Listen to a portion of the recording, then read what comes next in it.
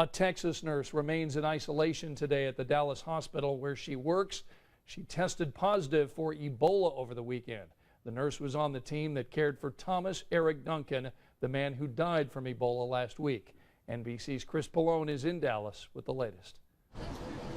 In a Dallas neighborhood, a team of hazardous material cleanup workers, covered from head to toe, worked to disinfect the apartment and common areas of the country's latest Ebola victim. That victim is a nurse who helped care for Thomas Eric Duncan, the Ebola victim who died last week. She's a 2010 graduate of Texas Christian University, and she remains in isolation at the hospital where she works.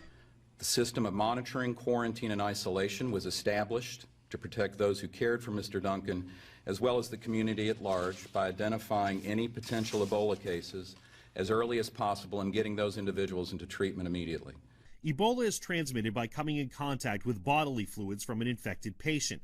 The head of the Centers for Disease Control says a breach in protocol exposed the nurse to the virus.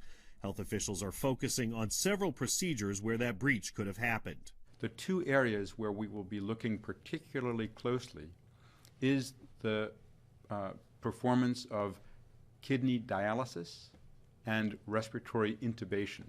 Both of those procedures may spread contaminated materials and are considered high-risk procedures. The first known case of person-to-person infection in the U.S. raises questions of whether hospitals and healthcare workers are adequately prepared to treat Ebola and whether protocols are sufficiently developed. We do have to step up training. This is one of those things where you need constant attention and people need to go to the next level.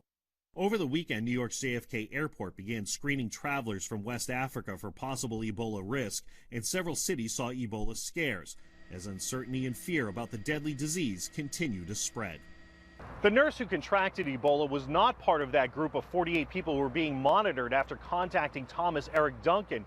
Those people continue to show no signs of Ebola. In Dallas, Chris Pallone, NBC News.